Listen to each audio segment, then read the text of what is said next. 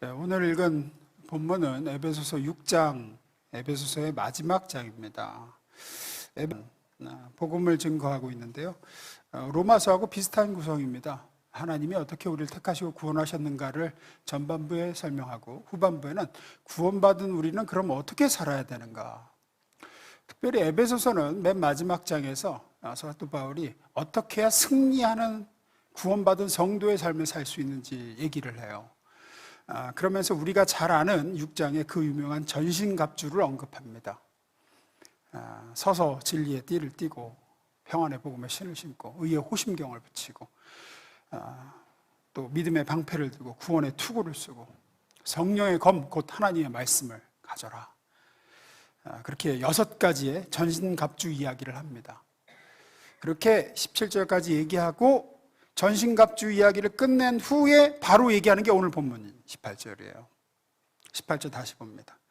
모든 기도와 간구를 하되 항상 성령 안에서 기도하고 이를 위하여 깨어 구하기를 항상 힘쓰며 여러 성도를 위하여 구하라. 그래서 성경학자들은 그러면 이 기도하라는 게 7번째 갑주에 해당되는 거냐. 앞에 6개 갑주가 있잖아요. 그 진리의 허리띠를 띠고 의의 호신경을 붙이고 평안의 신을 신고 믿음의 방패 들고 구원의 투구 쓰고 성령의 검을 들었었는데 기도 얘기가 없는 거 보니까 그리고 나서 모든 기도와 간구하라는 거 보니까 그럼 기도가 7번째 갑주로 해석을 해야 될 것이냐. 근데 원어 이 헬라어 원문의 구조를 볼 때 아니에요. 앞서 6개의 전신갑주를 입으라가 하나의 단락이고 모든 기도를 하라는 28절은 또 다른 한 단락이에요. 그래서 어떻게 우리가 이해하면 되냐면 기도는 6개의 전신갑주만큼 6개를 다 합친 것만큼 중요하다고 봐야 돼요. 어떻게 보면은. 그래서 6개의 전신갑주를 입으라와 기도를 하라가 동급으로 놓여 있습니다.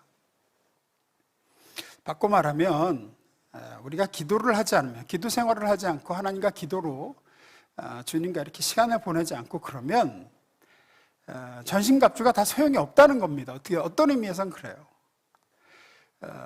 기도하지 않으면 당연히 성령님과의 교제가 안 되고 내 안에 계신 성령께서 활동하시지를 못하게 되고 또 말씀하셔도 듣지도 못하고 그러니 성령의 검이 녹이 쓸어가지고 이게 뽑히지도 않는 거예요. 또 뭐 어떻게 뽑았다 쳐도 뭐 썰리지도 않아. 싸워야 되는데. 기도하지 않으면 무디어져서 대적할 수가 없는 거죠.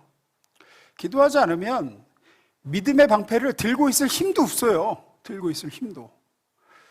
주신 신발이나 뭐 구원의 투구나 다 그냥 벗어놓고 사는 겁니다. 기도를 안 하면. 하나님께 다 받았는데 아무리 하나님께서 견고한 갑주와 검과 방패와 투구를 주셨어도 기도로 주님과 영적인 시간을 갖지 않는 성도는 하나님이 주신 이런 갑주를 착용할 힘도 무기를 사용할 능력도 없는 무능한 무력한 상태가 되는 거죠. 그래서 오늘은 이 18절 한 구절 가지고 특별히 모든 기도와 간구를 하되 할 때 이 모든 기도가 뭔가 또 어떻게 우리는 이런 모든 기도와 성령 안에서의 기도를 할 것인가 얘기를 좀 하려고 합니다. 3가지를 좀 나눌 텐데요. 하나씩 보겠습니다. 첫 번째 읽어봅니다. 시작. 다시 본문 봅니다. 모든 기도와 간구를 하되 항상 어디서? 성령 안에서 기도하고 그러죠. 기도를 하는데 항상 성령 안에서 해야 된다라고 사도 바울이 못을 박습니다. 무슨 얘기냐? 기도는 혼자 하는 게 아니라 성령님과 같이 하는 거다라는 얘기입니다. 우리가 기도 생활을 꾸준히 못하고 또 기도를 좀 주님과의 시간을 가지려고 했는데 오래 하지 못하는 이유는 혼자 해서 그렇습니다. 혼자. 성령 안에서 하는 게 아니라 자기 힘으로 성령의 도움 없이 하기 때문에 그렇습니다. 성령의 도우심이 없이 성령 안에서 하지 않는 기도는 절대 깊은 기도로 나아갈 수도 없고 오랜 기도도 불가능합니다. 성령께서 함께 하셔야 우리는 우리의 영적인 눈을 열어 하나님을 볼 수 있게 되고, 영적인 귀가 열려 하나님의 음성도 듣고, 그리고 성령께서 지속적으로 기도할 힘을 공급해 주실 때만 깊은 기도의 세계로 들어갈 수 있습니다. 그게 안 되면 안 돼요. 한 5분도 힘듭니다, 기도가. 여러분이 성령 안에 기도하지 않는다는 증거 중에 하나가 그런 겁니다. 앉아서 5분도 힘들어요. 5분도. 로마서 8장 26절에 이렇게 얘기하죠. 이와 같이 성령도 우리의 연약함을 어떻게 하십니까? 도우십니다. 우리는 마땅히 기도할 바를 알지 못하나 오직 성령이 말할 수 없는 탄식으로 우리 위하여 친히 간구하시느니라. 성령님에 대해서 묘사할 때 우리를 대신해서 기도해 주시는 분, 우리와 함께 기도하시는 분이라고 묘사를 해요. 그래서 기도할 때는 성령 안에서 해야 됩니다. 팁을 2가지 드리자면, 첫째, 방언의 은사를 받으신 분은 방언 기도를 적극적으로 사용하십시오. 방언을 받았으면 어디 이렇게 처박아 두지 마시고, 성령 안에 기도가 잘 안 되는 분들에게 그거를 잘 할 수 있게 선물로 주신 은사가 방언 기도예요.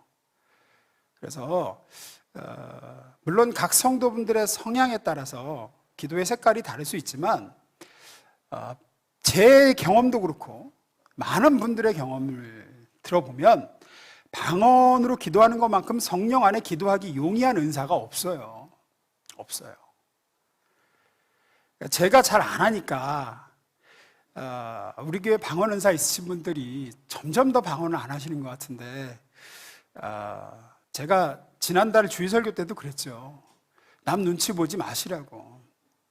우리가 주님을 정말로 사랑하면 남이 어떻게 보든지 그건 그렇게 크게 상관하지 마십시오.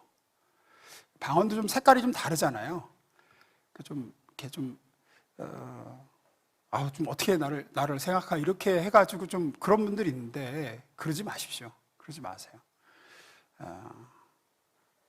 예전에 저희 어머니가 방언 은사를 받고 집에서 이렇게 기도를 열심히 하셨어요. 방언으로. 근데 저희 어머니 방언 기도는 좀 중국말 같았습니다. 제가 어린 마음에 놀라가지고 이렇게 막 왜 그러냐고 그랬다가 엄청 혼난 기억이 있어요. 기도하는데 어디서 방해를 하냐고. 절로 안 가? 그리고 또 이제 막 방언으로 기도를 하시고.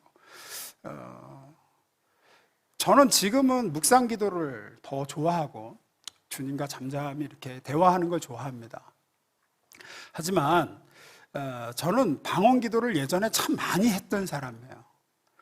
그리고 나서 이제 지금 기도로 좀 어떤 면에서 넘어왔다고 보면 그렇지만 좀 그런 것 같아요. 제 경험상 방언으로 기도하면 어느 날은 생각하지 않은 회개가 나올 때도 있습니다. 어떤 날은 전혀 다른 거 구하려고 기도를 시작했는데 그냥 감사로 시작해서 감사로 끝나는 날도 있고요. 성령이 기도를 도우신다는 느낌이 있습니다. 내가 내 기도를 하는 게 아니라 성령이 나의 기도를 붙잡아 이끄시는 느낌을 받아요. 그래서 하나님이 주시는 은사입니다. 성경이 분명히 기록되어 있고, 그러니까 그것을 활용하지 않는 건 하나님을 슬프시게 하는 일입니다. 쓰라고 주셨는데 쓰라고 이렇게 자꾸 남 눈치 보고 그러지 마시고 마음껏 하세요. 마음껏 하시고, 방언으로 기도하다 보면은 여러 가지 하나님 주신 생각도 많이, 또 지혜도 주시고, 이렇게 막 풀 죽어서 진짜 기도하고 싶지 않다 할 때도 어디서 모르는 막 힘이 솟구치기도 하고, 저는 그래서 주신 은사가 방언 기도가 아닌가라는 생각을 합니다. 또 하나, 성령 안에 기도가 가능하기 위한 팁을 하나 드리자면, 그냥 여러분의 소원만 놓고 기도하신다든지 그냥 오늘 이거 가지고 기도해야겠다 이러지 마시고, 그거에 해당하는 하나님의 말씀을 붙들고 하세요. 특히 여러분에게 주신 약속의 말씀이라든지 혹은 최근에 은혜 받은 말씀이 있다 그러면 그 구절을 붙들고 하세요. 그 구절을 묵상하면서 그 구절을 들고 하나님 앞에 나아가세요. 그럴 때 우리의 영이 굉장히 빨리 깨어납니다.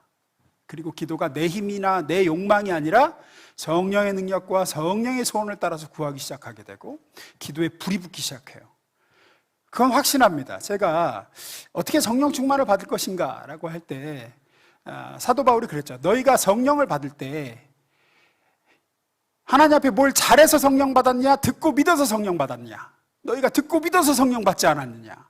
그러면 그렇게 받은 성령을 내 안에서 왕성하고 충만하게 역사하시도록 하는 방법이 뭐냐? 듣고 믿는 거예요. 내게 주신 약속의 말씀을 붙들고 그렇게 될 거라고 확신하고 믿고 나아가는 거예요. 그때 성령님은 우리 안에서 기뻐하시면서 왕성하게 활동하기 시작하십니다. 기도를 그렇게 하면 성령 안에 기도가 가능해집니다. 그래서 그냥 기도하지 마시고 말씀을 붙들고 기도할 때 성령 안에서의 기도가 가능해진다. 그래서 첫째, 성령 안에서 기도할 때 방언 받으신 분들은 어디 처박아 주셨으면 꺼내서 그 선물을 다시 주를 위해서 써보십시오. 그리고 말씀 붙들고 기도하라. 두 번째 넘어가겠습니다. 읽습니다. 시작. 오늘 본문에서 모든 기도와 간구를 하되 할 때 이 모든 기도는 첫째로는 이렇게 해석이 가능해요. 모든 상황 속에서 기도해라. 이렇게 해석이 가능해요. 공동번역이 그렇게 번역했죠. 여러분은 또한 언제나 기도하며 하나님의 도우심을 청하십시오. 이 언제나가 모든 상황이죠. NIV 영어 성경에는 on every occasion 그렇게 써놨어요. 모든 경우에 기도하십시오. 어떤 상황에서도 기도하십시오. 이런 의미예요. 많은 분들의 안 좋은 태도 중 하나가 저 포함 우리 모두가 그렇죠. 만만해 보이는 일은 기도 잘 안 합니다. 만만해 보이는 일은 그냥 기도 안 해도 될 것 같은 일은 기도를 안 하는 경우가 많아요. 오늘도 우리 김명선 목자님이 목자 단톡방에 올렸던데 그러잖아요. 우리도 다 됐다, 얘기 끝났다, 모든 조건이 완벽하다, 뭐하러 굳이 기도할 필요가 있나, 뭐하러 중보 부탁할 필요가 있나, 될 것 같은데.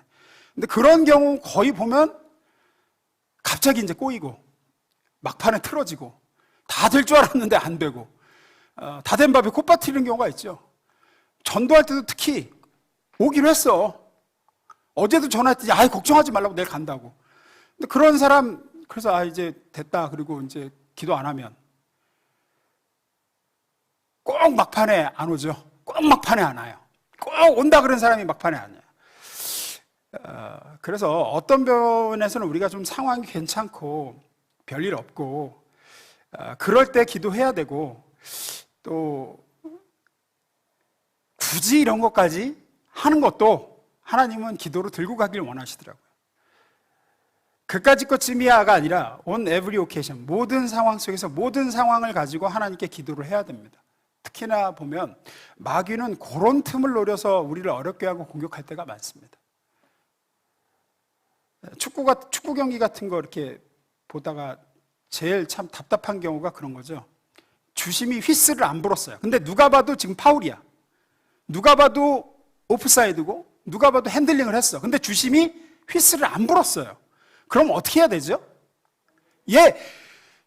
수비는 그냥 경기다라고 생각하고 절대로 이렇게 마음을 놓다든지 이거 파울인데 이러지 말고 계속 경기를 해야 되죠.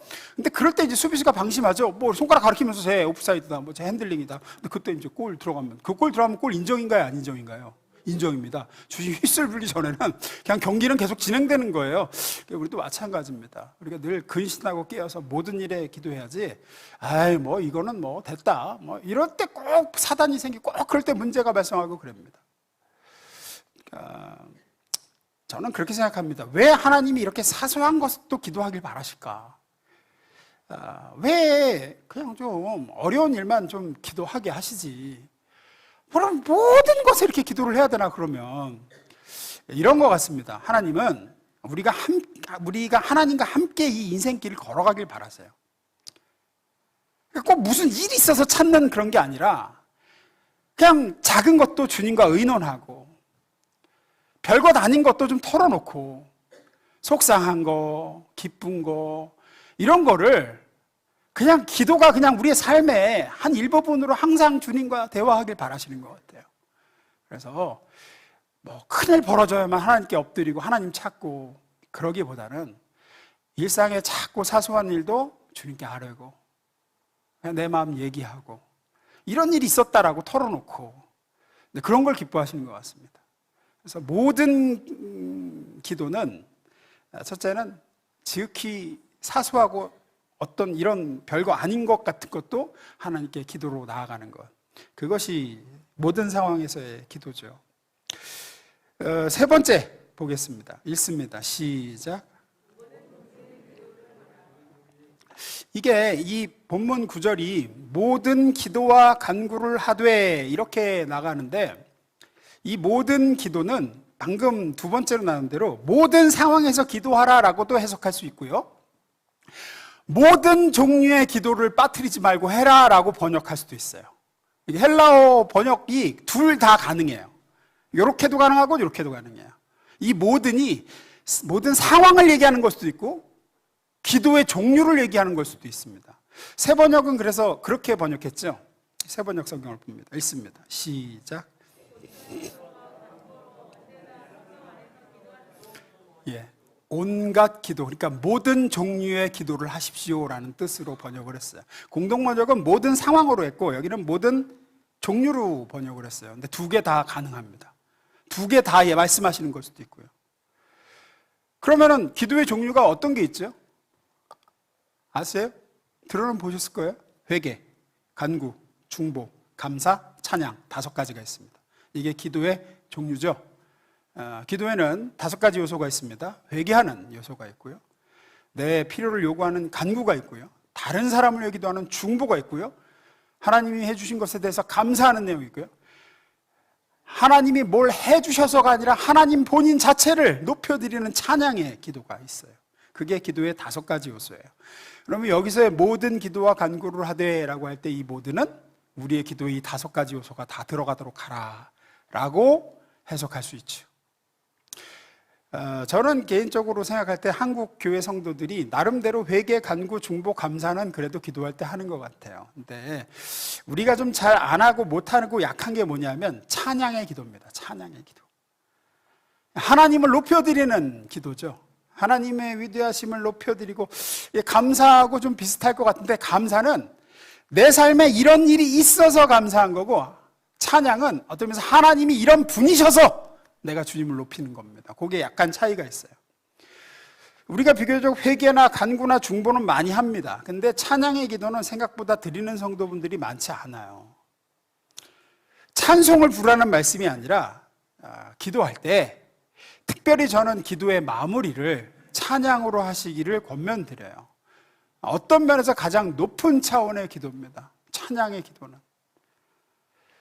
그럼 어떻게 찬양의 기도를 할까? 그 모범이 시편에 나오는 기도들이에요. 시편에 나오는 기도들은 거의 대부분이 이제 앞서 나오는 간구도 하고 회개도 하고 중보도 하고 감사도 하는데 거의 시편의 많은 기도의 마무리가 뭐로 끝나죠? 찬양으로 끝나요. 찬양으로. 좋은 모범이에요. 우리가 따라야 돼요. 회개로 시작하고 탄원으로 시작하고 막 그렇게 막 억울하다고 막 하다가 거의 한결같이 끝날 때는 내가 만민 중에 주께 감사하며 주의 이름을 찬양하나이다. 내 비파야 수구마 깰지어다. 내가 새벽을 깨우리로다. 이러면서 이제 찬양으로 끝이 나죠. 시편에는 크게 2가지 형태의 찬양 기도가 있고 우리가 잘 따라할 만한 모범이 되는 형태가 있어요. 2가지 찬양의 기도 형태. 어떤 형태냐? 하나는 이런 겁니다. 크게 2가지 형태인데 그 중에 하나가 시작은 내가 하나님께 잘못한 게 많고, 이제 다윗이 그런 기도를 많이 했어요. 내가 죄악이 이렇게 많고, 내가 이렇게 하나님을 등지고 떠나 살았어. 잘못한 게 많은데. 그래서 하나님이 나를 외면하시면 어떠나.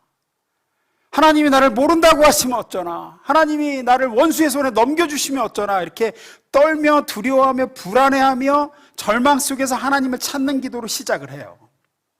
많아요, 그런 기도가. 하나만 보면 시편 6편 1절. 읽습니다. 시작.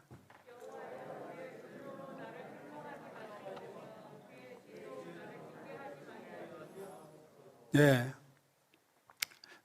다윗이 굉장히 하나님께 잘못한 게 있어서 주님께 책망될까, 주님이 나를 버리실까, 주님이 나를 징계하실까, 이런 내가 이렇게 잘못한 게 많으니, 내가 이렇게 죄가 많으니, 내가 이렇게 일주일 동안 주님과 떨어져서 주님과 동떨어져서 살았으니 이제는 하나님이 나를 돌아보시지 않으실지도 모른다.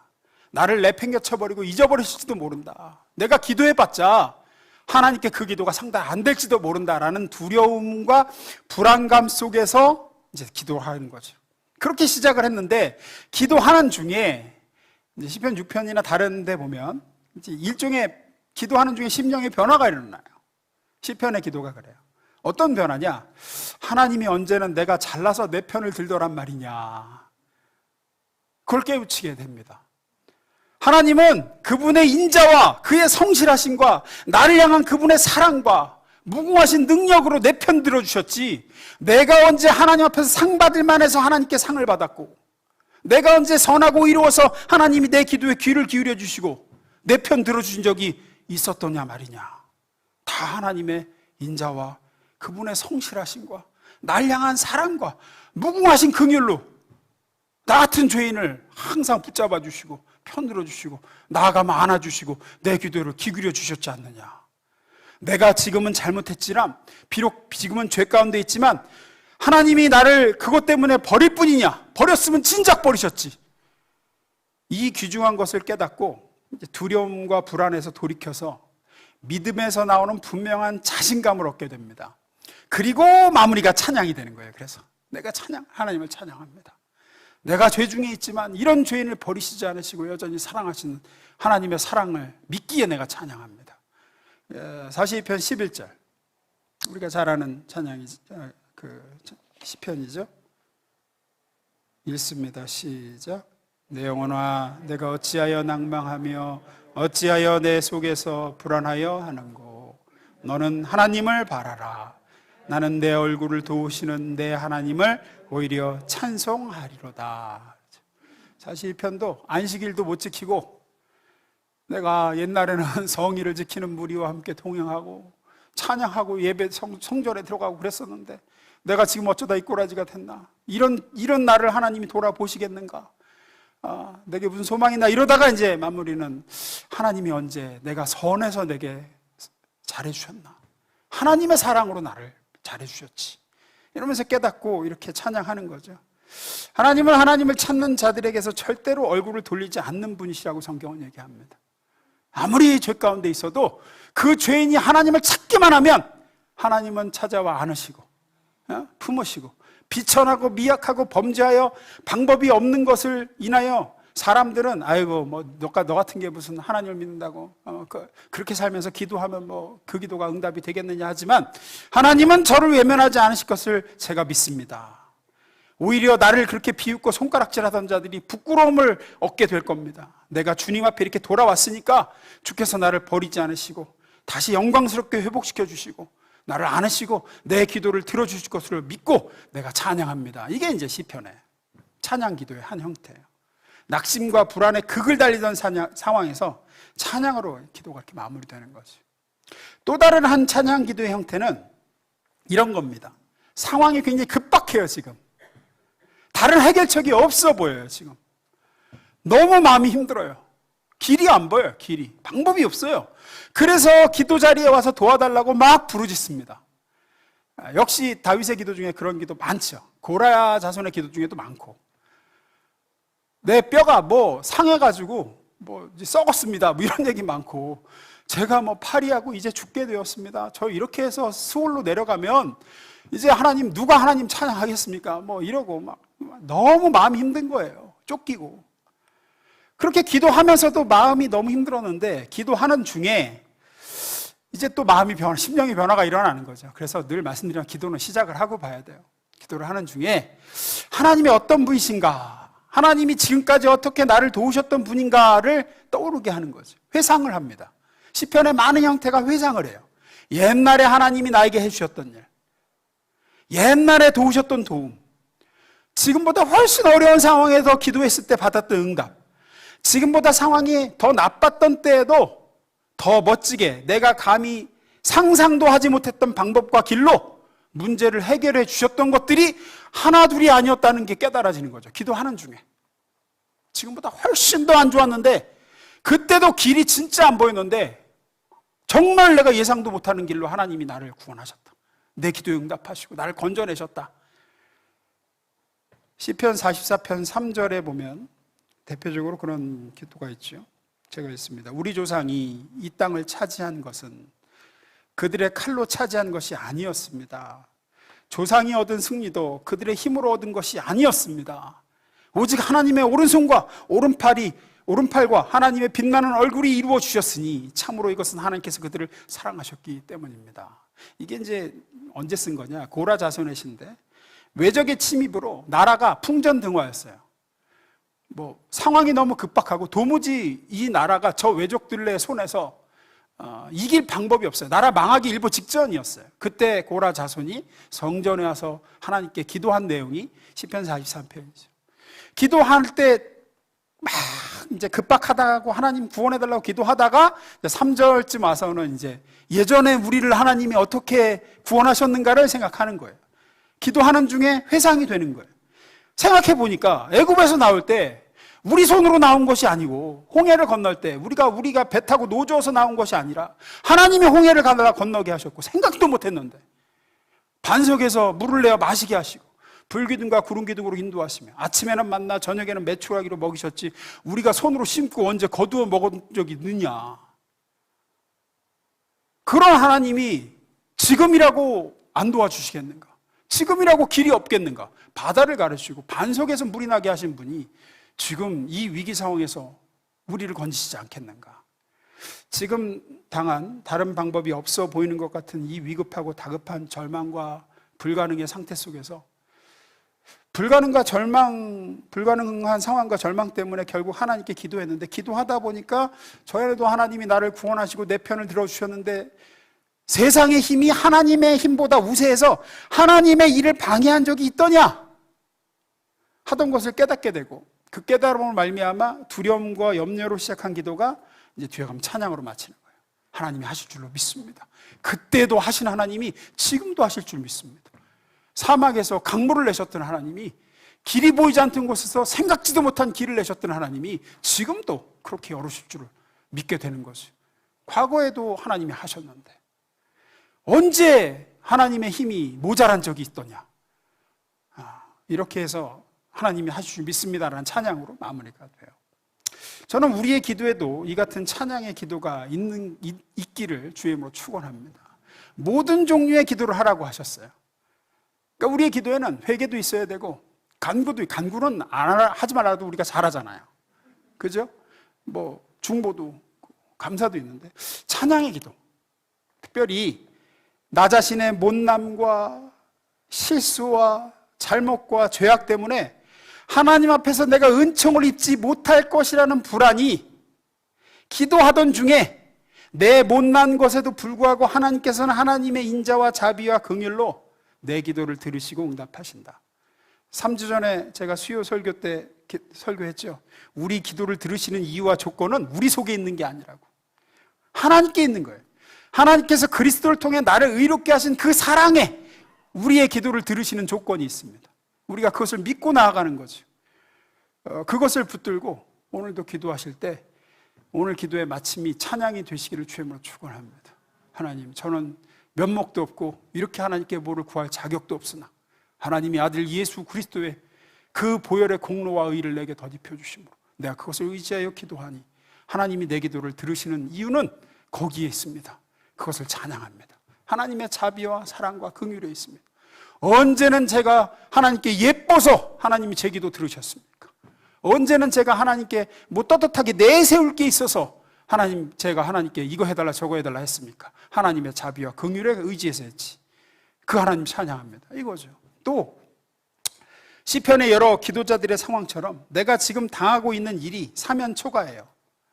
도무지 묘수가 없어요. 길이 없어요. 너무 힘들어요, 삶이. 그런데 온천하의 주이신 하나님께서 필요하다면 해를 멈추실 것이고 필요하다면 바다를 갈라서라도 나를 주님이 기뻐하시는 자리로 인도하실 것이라는 것을, 내 기도에 응답하시고 나를 이 공경에서 건져내실 것이라는 것을, 그 어떤 것도 하나님의 능력보다 큰 기수 없다는 것을 믿음으로 그것을 깨닫게 되는 순간 우리의 신음과 고통에 찬 비명은 찬양으로 변하게 되는 거죠. 그런 찬양의 기도가 우리의 기도 가운데 있기를 축원합니다. 말씀 마무리 짓습니다. 성령 안에 기도하십시오. 방언언사 받으신 분은 그거 방언언사 내팽개쳐버리지 마시고 적극적으로 활용하시는 거 하나님 기뻐하십니다. 선물 줬는데, 아니 예를 들어서 시계를 선물하고 가방을 선물했는데 이거 쓰라고 준 거잖아요. 쓰는 거 보면 기쁘잖아요.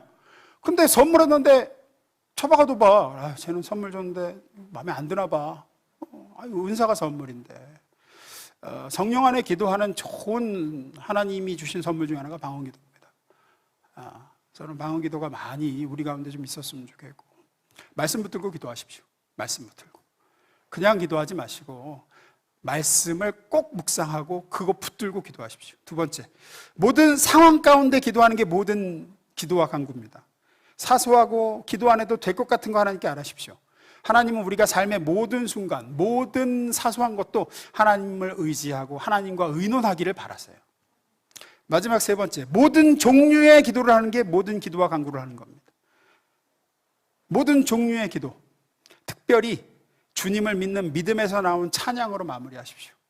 주님을 높여드리고 주님이 그렇게 하실 것을 믿음으로 미리 감사하는 게 찬양이죠. 하나님은 이렇게 하실 걸 저는 믿습니다. 저의 죄와 악함의 근거에서 내 기도 들으시는 게 아님에 그 하나님 찬양합니다. 이 길이 보이지 않는 상황에서 길을 내실 하나님, 도무지 내가 상상할 수 없는 방법으로 이 위기와 공경에서 끌어올리사 이 대역전극을 펼치실 하나님을 제가 믿습니다. 그런 찬양이 있기를 축원합니다. 기도하겠습니다.